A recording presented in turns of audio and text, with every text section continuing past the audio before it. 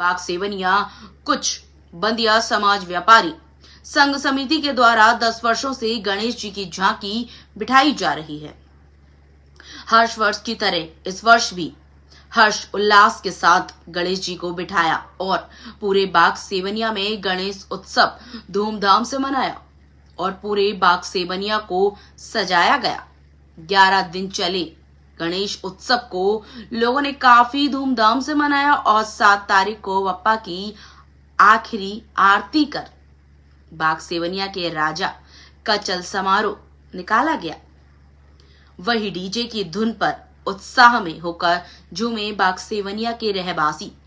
वहीं कुछ देर के लिए मानो ऐसा लगा कि चंद्रमा की बाग सेवनिया के राजा के साथ चल समारोह शामिल होने आए हैं। इस समारोह में शामिल हुए मुख्य अतिथि प्रेम सिंह ठाकुर, भूरा बिहार, पप्पू साहू, टिम्मू, संगीत सेलू, कुछ बंदियां सुदामा गिरी, भवानी सिंह, रूप सिंह, मनोज जनरल स्टोर, निरंजन बिहारी, लाल दादा बिहारी मुख्य रूप से शामिल हुए। ये बाग सेवनिया के राजा है तो हमारी व्यापारी संघ और आदि परिषद द्वारा हर वर्ष ये झांकी बिठाई जाती है और इसमें हमारे सेलू भाई, हमारे बड़े भैया प्रेम भैया, हमारे अंजीत भाई, हमारे भतीजे और हमारे रिकू भाई सभी के सहयोग से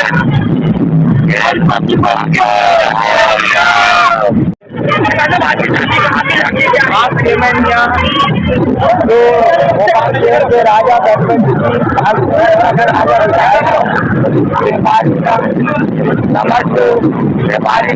समझ हमारे ने मिलकर हमारे एक जुट होकर बाग सेवनिया ने लाल बहादुर के राजा को बिठाया है।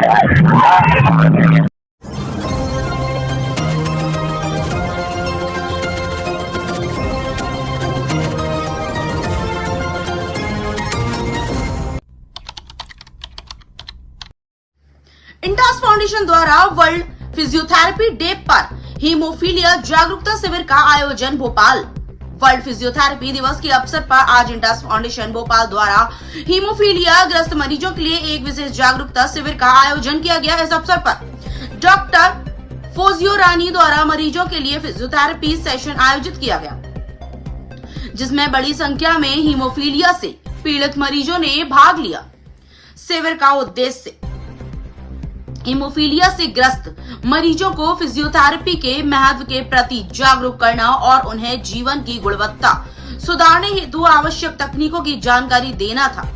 डॉक्टर फौजिया ने मरीजों को व्यवहारिक रूप से विभिन्न फिजियोथेरेपी अभ्यास सिखाए, जिनसे उनकी मांसपेशियों को मजबूती मिले और जोड़ों को सुरक्षित रखा जा सके।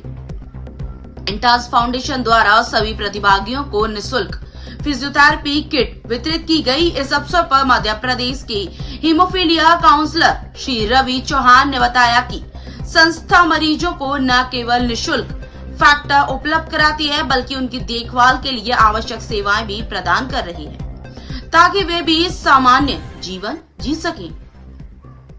कार्यक्रम में अपना घर काउंसलर सुनीता नायडू ने मरीजों का उत्साहवर्धन किया और इंटास फाउंडेशन की सामाजिक प्रतिबद्धता पर प्रकाश डाला। यह पहल इंटास फाउंडेशन की सामाजिक जिम्मेदारी को दर्शाती है और हीमोफीलिया जैसी गंभीर बीमारी से जूझ रहे मरीजों के जीवन में सकारात्मक परिवर्तन लाने की दिशा में एक प्रशंसनीय प्रयास है।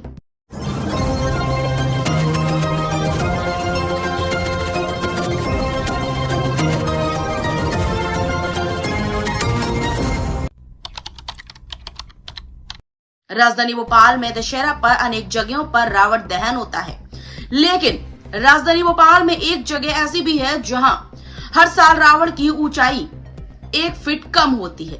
जी हां, राजधानी भोपाल के अरेरा राजधानी दशहरा महोत्सव समिति बिट्ठल मार्केट के द्वारा पिछले 47 वर्षों से लगातार रावण दहन का कार्यक्रम आयोजित किया जा रहा है।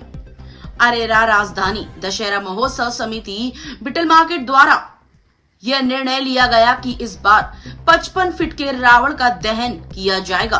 रावण दहन को लेकर समिति के द्वारा बैठक आयोजित की गई। बैठक में एडवोकेट राजेश व्यास, प्रमोद तिवारी सहित तमाम पदाधिकारी मौजूद रहे। विठल मार्केट में राजधानी भोपाल का सबसे भव्य और बड़ा रावण दहन होता है, जिसे देखने के लिए दूर दूर से लोग पहुंचते हैं। विठल मार्केट दशहरा महोत्सव समिति आप सभी को यहाँ उपस्थित होने के लिए हार्दिक धन्यवाद देता हूँ, बधाई देता हूँ। और हमारे दशहरे की विशेषता आपको बताना चाहूँगा कि जहाँ देश भर में रावण का कद बढ़ाने की होड़ लगी हुई है, कोई 100 फीट का, कोई 110 फीट का रावण का पुतला दहन करता है, वहीं हम लोगों ने 15 साल पहले निर्णय लिया था कि दशहरे रावण के पुतले को बुराई का प्रतीक मानते हुए और इसकी बुराई को हमें कम करना है समाज से, तो इसलिए हर साल 1-1 फीट पुतले का कद हम कम करते जा रहे हैं। 70 फीट से हमने शुरू किया था, इस साल हम 55 फीट का रावण का पुतला दहन करेंगे। और एक दिन आएगा कि जब हम सिर्फ प्रतीकात्मक रूप से पुतला दहन करेंगे, समाज से बुराई खत्म हो, ये हमारा उद्देश्य है। 47वां दशहरा महोत्सव मनने जा रहा है। मध्य प्रदेश में जितने भी दशहरे मनते हैं उसमें जितने अव्वल होते हैं उसमें भोपाल का विठल मार्केट दशहरा महोत्सव भी विशेष माना जाता है। हम ये दशहरा लगभग 47 साल से मनाते चले आ रहे हैं और हमारे यहाँ अल्टीमेट आतिशबाजी और तरह तरह की ऐसी गतिविधियाँ होती हैं जिससे जनता का और बच्चों का झुकाव विठल मार्केट दशहरे की तरफ आता है। मैं अध्यक्ष होने के नाते सभी देशवासियों को, प्रदेशवासियों को अपनी समिति की ओर से और state bar council Madhya Pradesh का को चेयरमैन होने के नाते मध्य प्रदेश के सभी एडवोकेट्स की ओर से भी शुभकामनाएं और हार्दिक बधाई देता हूं। बहुत बहुत धन्यवाद।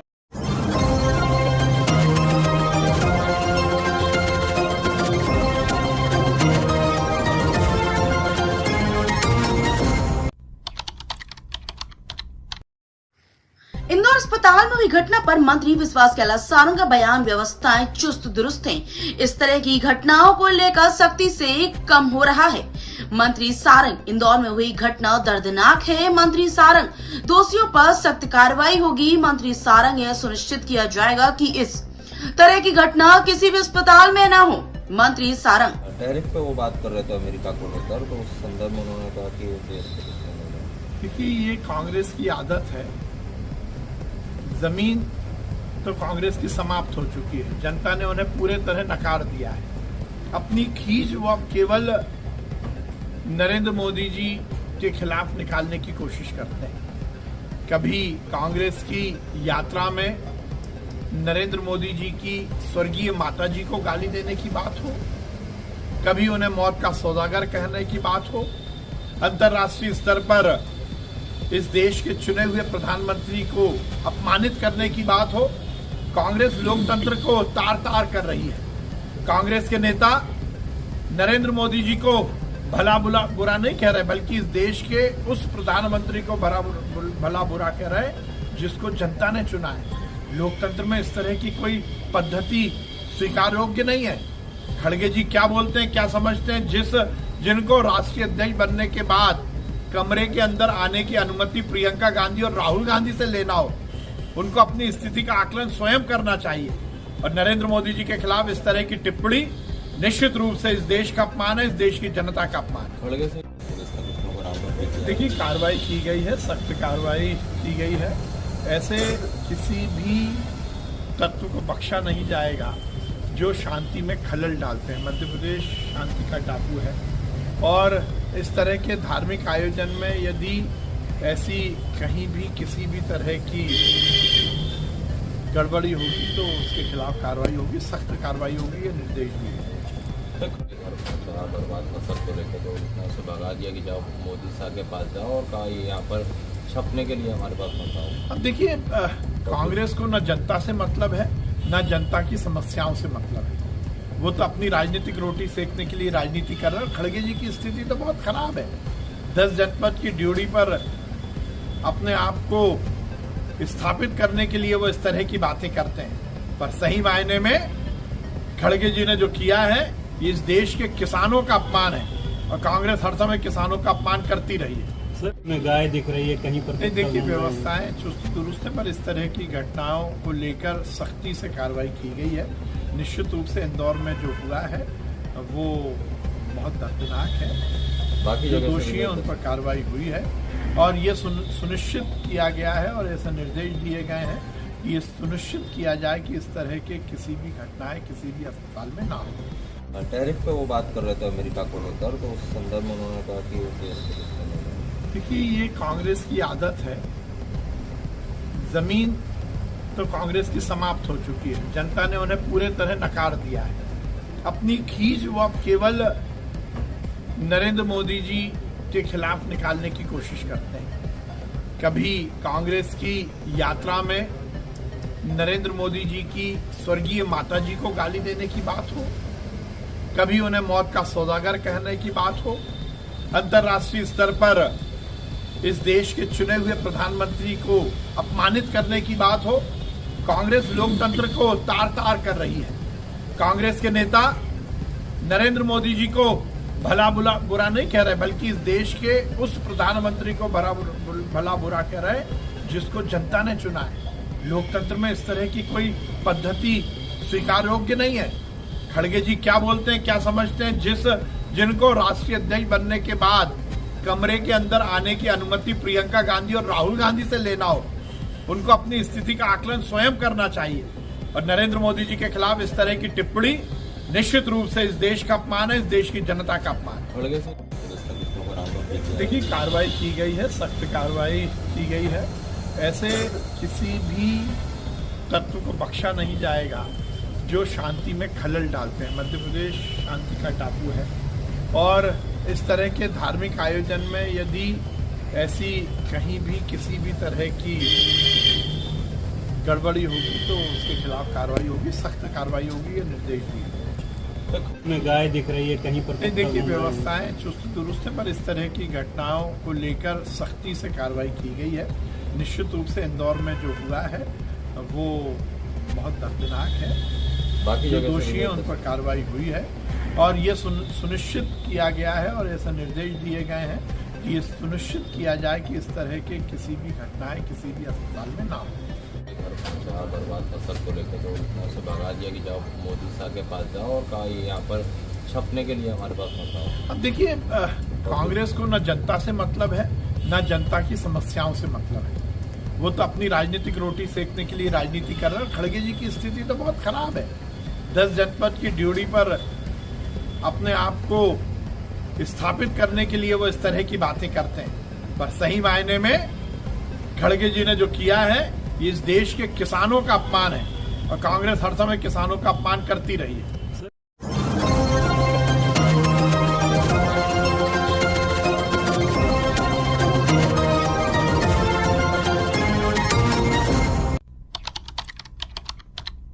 क्षत्रिय करणी सेना के राष्ट्रीय अध्यक्ष डॉक्टर राज शेखावत, मध्य प्रदेश अध्यक्ष इंदल सिंह राणा और प्रदेश उपाध्यक्ष आशुष सिंह ने सरकार के समक्ष अपनी 10 प्रमुख मांगे रखी। उन्होंने स्पष्ट किया कि समाज के सम्मान, युवाओं के भविष्य, किसानों की समस्याओं, धर्म, संस्कृति और देश की सीमाओं की रक्षा के लिए तत्काल ठोस कदम आवश्यक है। संगठन ने आगामी दिनों में भोपाल में क्षत्रिय क्रांति महासम्मेलन का आयोजन करने की घोषणा की है, जिसमें देश भर के क्षत्रिय संगठन और प्रबुद्ध जन भाग लेंगे। इस महासम्मेलन में केवल समाज की बात नहीं होगी, बल्कि देश और धर्म की रक्षा के लिए रणनीति तय की जाएगी।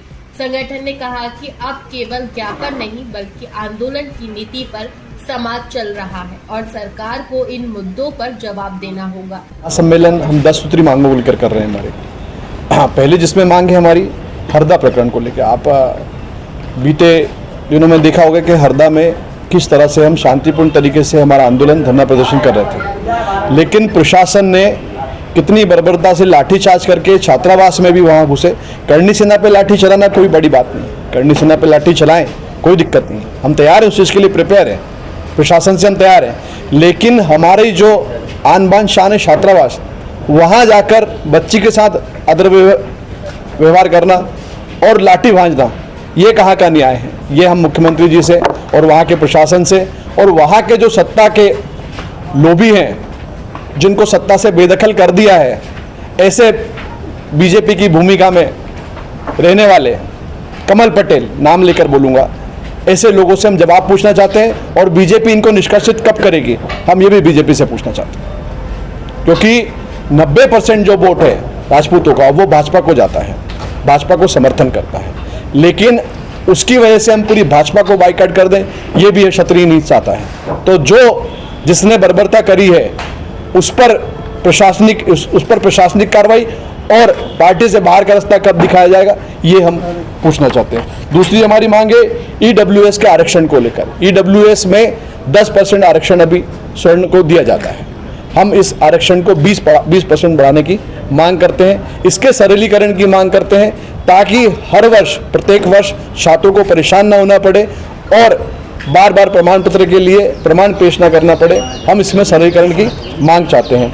अग्निवीर योजना, सेना में भर्ती को लेकर अग्निवीर की जो योजना है उस पर भी हम अंकुश चाहते हैं और जो पुरानी पद्धति है उसी को अडॉप्ट किया जाए। अग्निवीरों को भी पेंशन का लाभ मिले और स्वास्थ्य का लाभ मिले। गौ माता को राष्ट्रमाता का दर्जा हम चाहते हैं एवं कठोर कानून बनाकर अवैध तस्करी और गोहत्या रोकी जाए। अगर कहीं ना कहीं ऐसा नहीं होता है और हमारे जो लोग सनातनी लोग हैं वो रोकते हैं तो उन पर कहीं बहुत जगह प्रशासन ने मुकदमे भी दायर करे हैं, उन मुकदमों को भी वो वापस लें, क्योंकि गौ रक्षा करना हमारा दायित्व है, सरकार का दायित्व है। तो सरकार या तो इसके लिए कड़े कानून बनाए या फिर हमें खुले हाथ छोड़े। राजनीतिक में भागीदारी, क्षत्रिय समाज राजनीतिक पार्टियों द्वारा जनसंख्या के अनुपात में, जिसकी जितनी संख्या भारी उसकी उतनी हिस्सेदारी। तो जनसंख्या के अनुपात में हमें राजनीतिक पार्टियां संगठन में, सत्ता में, दोनों जगह हमें जगह दें। किसान समर्थन, सभी फसलों एमएसपी को कानून गारंटी मिले और फसल नुकसान पर किसानों को पूरा मुआवजा मिले। लेकिन जंगली जानवरों से फसल प्रभावित होती है, उसको लेकर कोई भी कानून नहीं है कि जंगली जानवर से लेकर जो फसल प्रभावित होती है उसको लेकर भी एक कड़ा कानून बनाया जाए और उसको मुआवजे की श्रेणी में लाया जाए। आरक्षण की समीक्षा हो। आरक्षण का लाभ केवल आर्थिक आधार पर वास्तविक जरूरतमंद को और पिछड़ों को मिले। हम आरक्षण का विरोध नहीं कर रहे, लेकिन आरक्षण में क्रीमी लेयर का प्रावधान क्षत्रिय समाज, क्षत्रिय करनी सेना चाहती है। एट्रोसिटी एक्ट का दुरुपयोग रोकने हेतु प्रावधान और केवल जांच के बाद ही गिरफ्तारी की जाए, क्योंकि एट्रोसिटी के नाम पर कितनी जगह धंधा खोल लिया है। एक्चुअल जिनके साथ हुई है उस भाई के साथ हम भी खड़े हैं, क्षत्रिय करनी सेना पूरी खड़ी है। लेकिन जहां नहीं हुई है 90% मामले ऐसे होते हैं जहां पे नहीं होती है, लेकिन वहां पे हमको उस चीज से गुजरना पड़ता है। गिरफ्तारी होती है, गिरफ्तारी के नाम से प्रशासन डराकर हमसे मनमानी चीजें अपनी कराता है। तो उस चीज उसमें प्रावधान हो के जांच के पश्चात ही गिरफ्तारी हो, हम यह कानून चाहते हैं। जी, मध्य प्रदेश सरकार को हमारी मांगे सुनना पड़ेगी, उस पर विचार करना पड़ेगा और उसको पूरी करने के लिए वो समय जरूर लेंगे, हम देंगे, लेकिन उसको पूरा करना ही पड़ेगा। आज नहीं तो कल, कल नहीं तो परसों उनको पूरा जरूर करना पड़ेगा इसको, क्योंकि करनी सेना जब जो चीज़ ठानती है तो वो चीज़ करती है। तो इससे पहले भी आप लोग धरने प्रदर्शन पे बैठे, कई बार मांगों को मनवाने के लिए भी मंत्री भी पहुंचे वहाँ पे कि आप लोग अपना धरना समाप्त करें। इस बार भी क्या ऐसे ही होगा क्या आप लोग? होगा, बिल्कुल होगा, लेकिन इस बार थोड़ा हमारा जो क्रांति सम्मेलन है थोड़ा सा प्रारूप चेंज रहेगा। इस बार हम जब तक उठेंगे नहीं जब तक मांगे नहीं मानेंगे, क्योंकि आश्वासन को बहुत चक्कर दे दिया है। आश्वासन सुन के हम लोग चले जाते हैं और जाना भी चाहिए। प्रजातंत्र में विरोध दर्ज करना, उसके बाद कोई आदमी बोलेगा तो उठना भी पड़ेगा, लेकिन इस बार हम मानेंगे नहीं, क्योंकि हमारे साथ पूरे पिछली बार भी हमें चला गया है और हम नहीं चाहते कि इस बार भी हमें चला जाए। लगभग कितनी संख्या रहेगी, कुछ आपको अंदाजा? 1 लाख के आसपास की संख्या का टारगेट हमारा है। नाम जो दर्ज हैं वो धार्मिक स्थलों पर हो रहे कब्जे को रोका जाए और मठ मंदिर की जो जमीन है उसको मंदिर के नाम पे किया जाए। कब्जा जो हो रहा है धार्मिक स्थलों पे उसको रोका जाए। कितनी बार ऐसा होता है कि एक पंडित जी जब मंदिर की सेवा कर रहे हैं तो उनके पास जमीन है, लेकिन जब वो छोड़ते हैं मंदिर तो जमीन नहीं छोड़ते, मंदिर छोड़ देते हैं। तो ऐसी स्थिति में दूसरे पुजारी की परेशानियां खड़ी हो जाती हैं, या दूसरे जो XYZ दूसरे जो लोगों ने कब्जा कर रखा है उनसे भी छुड़ाया जाए ताकि मंदिर की जमीन मंदिर को दी जाए। इन सब 10 सूत्री मांगों को लेकर हम एक आंदोलन करने जा रहे हैं, क्रांति महासम्मेलन जो कि रहेगा 15 नवंबर को। हमारा 15 नवंबर को सरकार से हमारे सारे लोग जो प्रदेश के पूरे हैं वहाँ आकर एक सम्मेलन करेंगे। उसके बाद हम सरकार को अपना संदेश भेजेंगे। सरकार मानती है तो ठीक, नहीं मानती है तो आंदोलन को आगे का मूर्त रूप देंगे। यह आंदोलन क्रमबद्ध तरीके से चलता रहेगा जब तक मांगे पूरी नहीं होंगी। सम्मेलन भोपाल में करेंगे, बाहर करेंगे? भोपाल में रहेगा हुकुम सम्मेलन।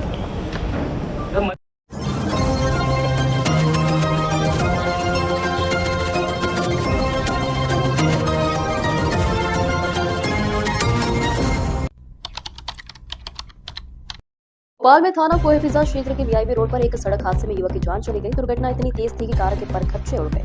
सूचना के बाद पुलिस ने मामला दर्ज कर लिया है। ट्रक को अपने कब्जे में लेकर आरोपी की तलाश शुरू कर दी है। पुलिस के मुताबिक मृतक संतु अग्निहोत्री कोलार निवासी है, जो कल देर रात्रि वीआईपी रोड से अपनी कार से कहीं जा रहे थे। तभी कार के आगे एक ट्रक जो कि कंटेनर नुमा था, उसने अचानक ब्रेक लगा दिए, जिसकी वजह से कार ट्रक के पीछे में जा घुसी। आनन फानन में घायल युवक को बड़ी मशक्कत से बाहर निकालकर इलाज के लिए हमीदिया अस्पताल भेजा गया, जहां डॉक्टरों ने उसे मृत घोषित कर दिया। शव का पोस्टमार्टम कर शव परिजनों को सौंप दिया गया है। ट्रक को पुलिस ने जब्त कर आरोपी ड्राइवर की तलाश शुरू कर दी है। वीआईपी रोड में रात्रि में एक कंटेनर से एक कार टकराई है, जिसमें कार सवार व्यक्ति को घायल अवस्था में एम्बुलेंस द्वारा हमीदिया अस्पताल ले जाया गया था, जहां डॉक्टर साहब ने उसको मृत घोषित कर दिया है। जांच के दौरान ज्ञात हुआ है कि कोलार निवासी शांतनु अग्निहोत्री जी थे। वो अपनी गाड़ी को ड्राइव करके जा रहे थे, तो सेल्फी पॉइंट के पास आगे जा रहा कंटेनर अचानक रुका और उसमें पीछे से टकरा गए, इससे उनकी मृत्यु हो गई है। सौ पंचनामा कार्रवाई कराई जा चुकी है। अभी पोस्टमार्टम रिपोर्ट उसकी अप्राप्त है। परिजन लोगों को सौ सुपुर्द कर दिया जा चुका है। अकेले थे यहाँ।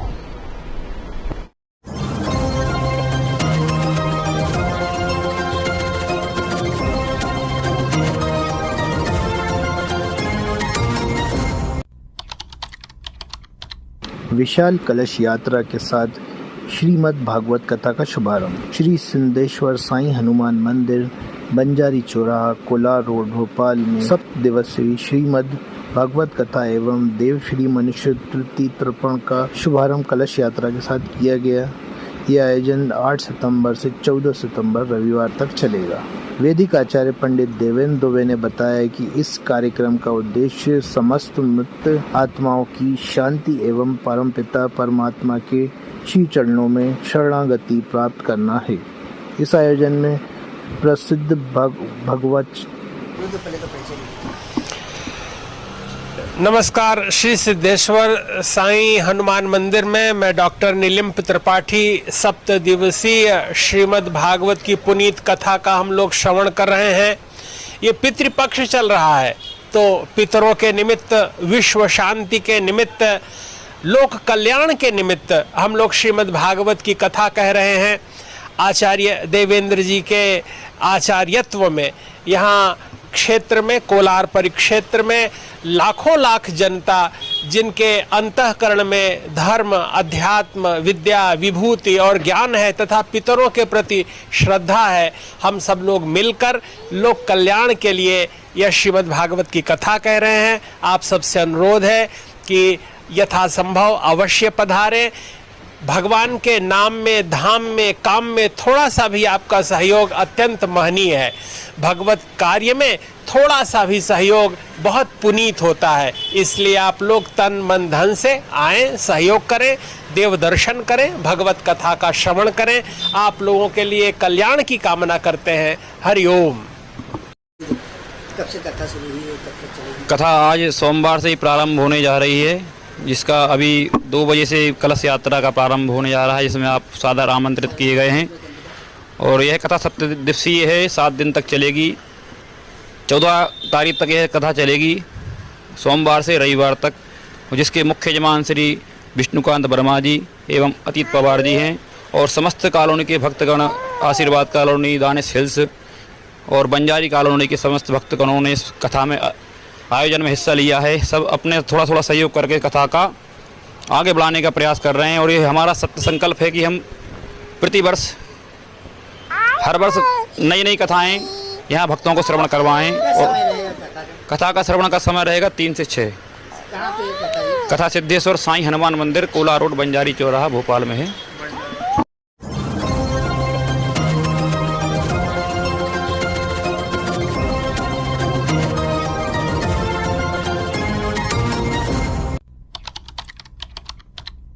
रेहवा ट्रस्ट केफ ने पंजाब में आई बाढ़ के लिए जुटाई राहत सामग्री। पंजाब में बाढ़ से हालात बिगड़े हुए हैं। पंजाब के सैकड़ों गांव बाढ़ से पूरी तरह तबाह हो गए हैं। पंजाब में बाढ़ पीड़ितों के लिए देश भर के लोग मदद के लिए आगे आ रहे हैं।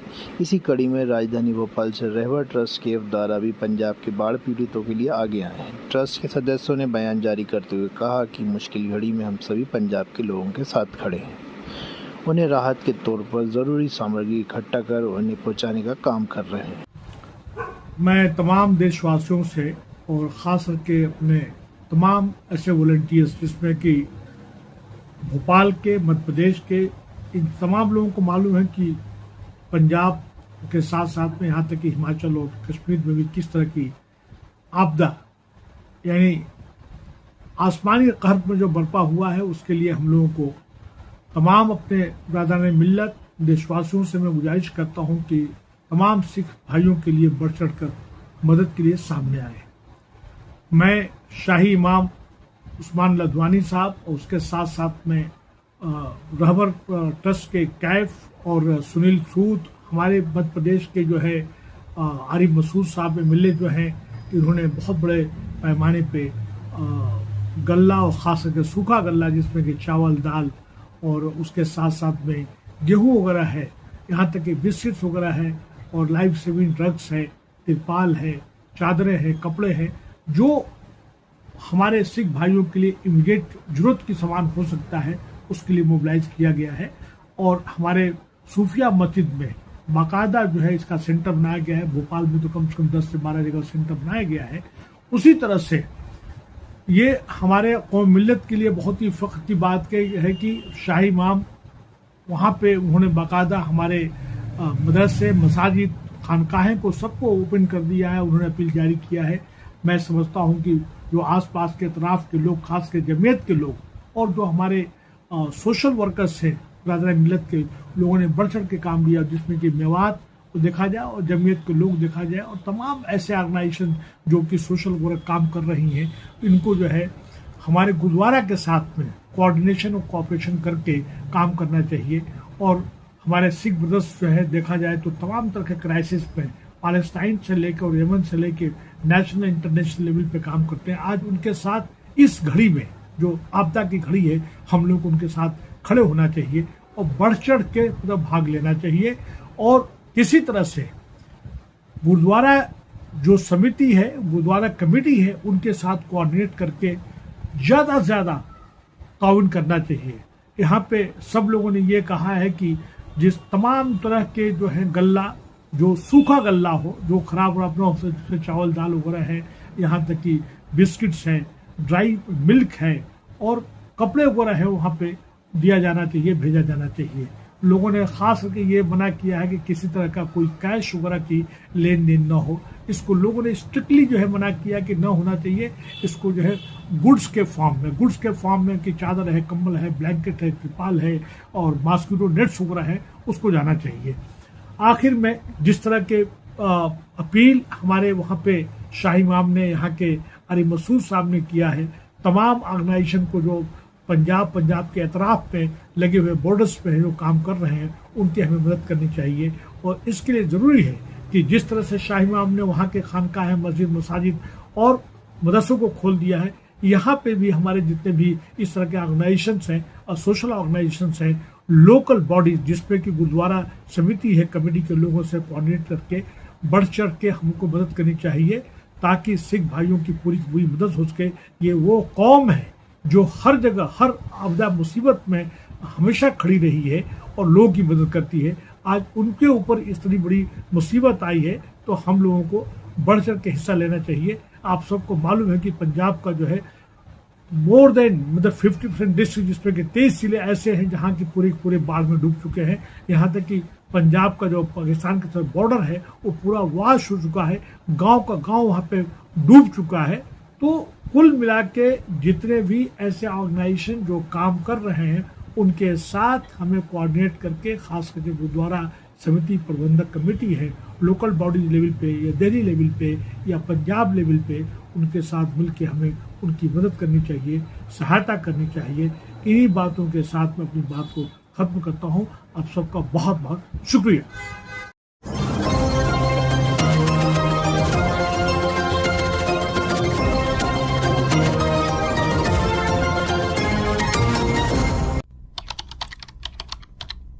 मध्य प्रदेश के उज्जैन में बड़ा हादसा हुआ। ड्यूटी से लौटते वक्त पुलिस की कार श्रीपर नदी में गिर गई। हादसे में उन्हें थाना प्रभारी अशोक शर्मा की मौत हो गई, जबकि एसआई बदललाल निर्मामा और महिला आरक्षण आरती पाल अब भी लापता हैं। एसडीआरएफ और एनडीआरएफ की टीमें लगातार रेस्क्यू अभियान चला रही हैं।